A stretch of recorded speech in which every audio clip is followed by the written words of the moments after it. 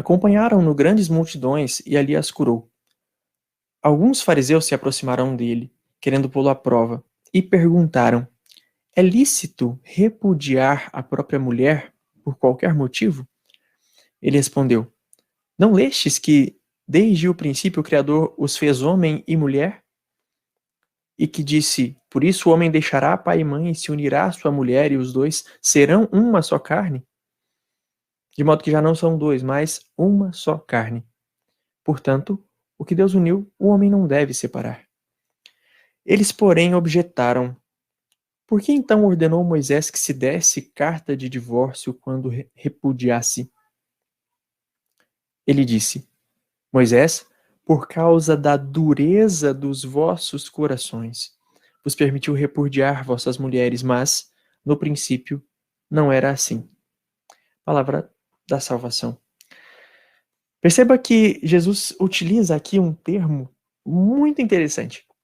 Ele utiliza dureza dos vossos corações. E agora eu quero apelar para a sua imaginação e para a sua memória. Pensa comigo naquilo que o próprio Jesus utilizou como exemplo lá na parábola do semeador, quando ele fala das sementes que caíram à beira do caminho e não penetraram a terra. Por que elas não penetraram a terra? Porque a terra estava muito dura. Beira de caminho é lugar que foi pisoteado, sabe? No meio do pasto, a gente, todo mundo aqui em Goiás, se não teve, precisa ter a experiência de andar no meio de um pasto, né? Aquele trieirinho onde todo mundo pisa e que fica socado e nada nasce ali, sabe? De tão dura é aquela terra, de tão compactado é aquele solo. É mais ou menos isso que Jesus queria dizer quando falava da dureza do coração. É exatamente isso que Jesus quer apresentar. Percebe que quando um terreno é muito duro, você pode até jogar uma semente ali em cima. Não vai adiantar nada, não vai fecundar.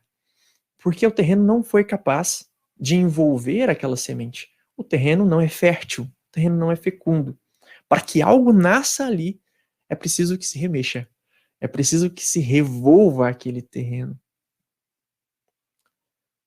E o que Jesus apresenta como sendo o elemento que impede a plena vivência do amor para aqueles fariseus que o questionavam é justamente a dureza, a incapacidade que aqueles homens tinham de acolher o amor, a incapacidade que aqueles homens tinham de receber a semente do amor, envolvê-la consigo e permiti-la transformar-se num fio, num broto.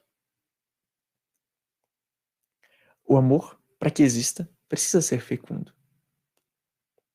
E aí nós retornamos àquilo que nós cantávamos lá no primeiro momento da nossa transmissão, da cepa brotou a rama, da rama brotou a flor. Se por um lado nós encontramos a dureza do coração como sendo o maior obstáculo para que se viva o verdadeiro amor, o amor em sua plenitude, por outro, aquela que se permitiu ser fecunda, aquela que permitiu ter seu coração revolvido pelo amor e ali receber o amor para que fecundasse, contrapõe essa realidade de dureza, contrapõe a essa realidade de total secura dos corações e dureza dos corações, para que ali nasça o amor, dali surja a redenção. Dali brote o verdadeiro sentido da nossa existência. Mas qual é a origem dessa dureza?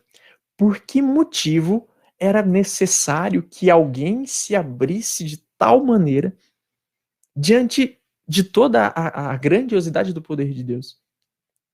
Bom, para isso nós precisamos perceber que, na verdade, nós precisamos continuar essa leitura aqui do capítulo 19 do Evangelho de São Mateus, mais precisamente concluindo o versículo 9 que nós não chegamos a concluir. Eu vos digo, prossegue Jesus, que todo aquele que repudiar sua mulher e desposar outra, comete adultério. Jesus está fazendo aqui referência ao pecado, a um pecado, o adultério enquanto pecado. Enquanto, de modo ainda mais objetivo, ele está falando aqui com os fariseus, e para os fariseus era preciso falar de modo literal em referência à lei para que eles se ligassem. Aqui ele faz referência a um pecado que está descrito ali no primeiro conjunto de leis, nos 10 mandamentos, porque era algo que para eles era importantíssimo.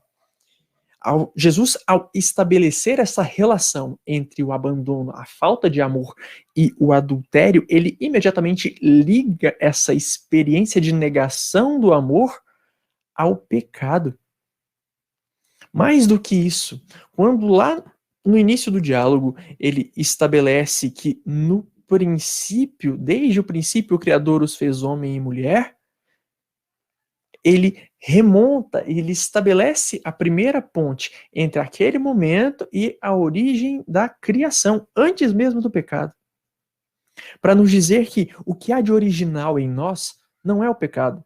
Quando nós falamos de pecado original, nós utilizamos o termo original para o pecado por ser ele o primeiro, mas o que há de realmente original em nós é o desejo do Senhor de nos fazer fecundos e prontos para o amor.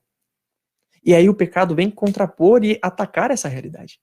Então, Jesus, ao fazer referência a um pecado grave existente ali na primeira lista de mandamentos que o Senhor nos traz, o Senhor remete o olhar dos fariseus questionadores a essa lei, relacionam aquele comportamento ao pecado e transforma aquele olhar num olhar que volta à origem, que volta ao princípio.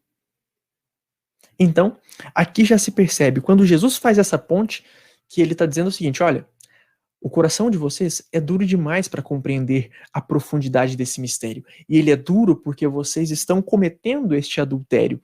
Ele é duro porque vocês estão cometendo este pecado. É duro porque vocês estão firmes no pecado, mas no princípio não era assim. Mas a origem do desejo de Deus não era esse. Não era essa, perdão. E que origem era essa, então?